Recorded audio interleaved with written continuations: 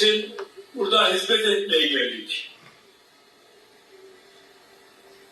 Uyutulmuş insanları uyandırmaya geldik. Hani derler ya, biz gelmedik kavga için, gönüller yapmaya geldik.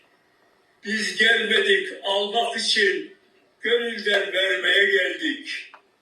Biz gelmedik dönmek için, buralarda ölmeye geldik. Buralarda ölmeye geldik. Hicret ettik. İslam davası için, hizmet davası için. Evet, Allah bizi bu hizmette daim ve muvaffak eylesin.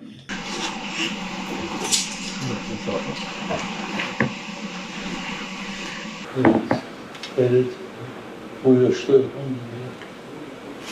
böyle o istikamette bizim genel duygularımızı, düşüncelerimizi gürül gürül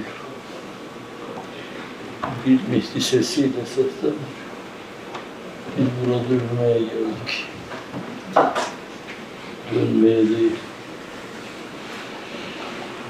Evrensel dünya mesajını dünyaya duyurmaya geldik. Geldik. Diyor. Evet. Baba anne peşi peşine öyle. Allahu Ekber. Allahu Ekber.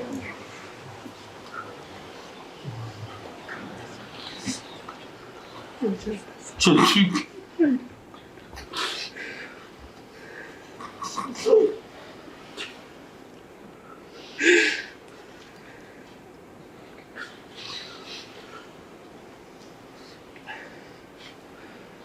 Allahu Ekber.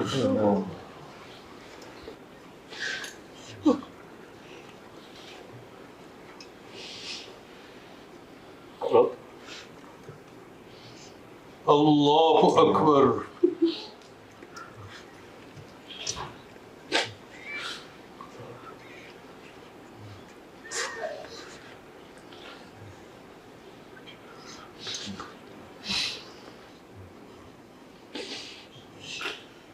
Bak.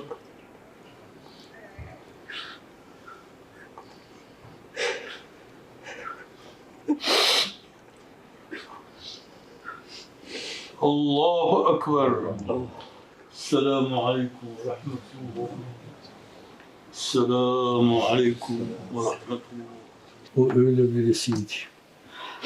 Tanıdığımız günden itibaren hep vefalı davrandı.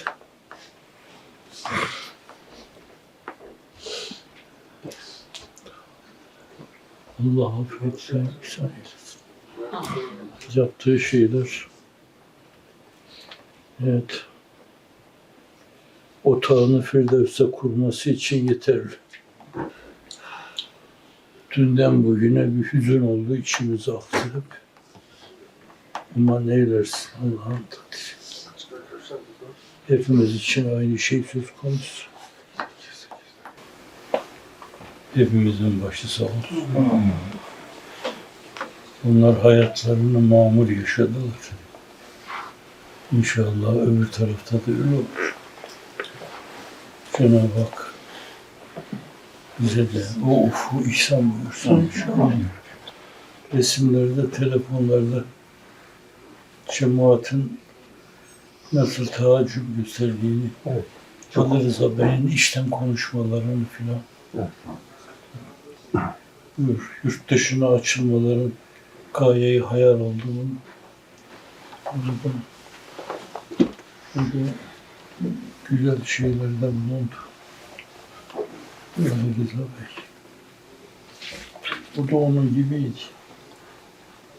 Hep vefalı davrandılar yani. Tanıdığım günden bu yana bir arpa kadar rahatsızlık verecek tavırlar olmadı. Ali Rıza Bey de irticalen bu güzel konuşmaları dinlemişizdir. Evet, evet. Zaman başında öyleydi. Allah yaptırtıyor yani.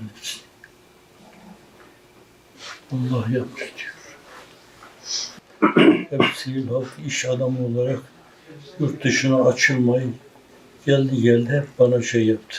Böyle işin sonunda kendisine nasip oldu ama cebri hicret. Cebri hicret. Fazla izam efendim olmasaydı belki bütün Amerika'nın değişik eyaletlerinden bir açık havada kıyabi cenaze namazı kılınabilirdi. Buranın ishab haddine göre oldu.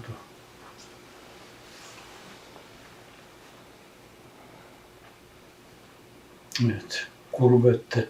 Öbür tarafta bunlar karşımıza çıkacak hepimiz.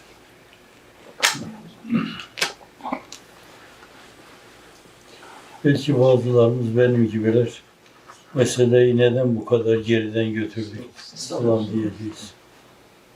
Bu adamlar gibi hep böyle köye inananlar türü koştursalardı.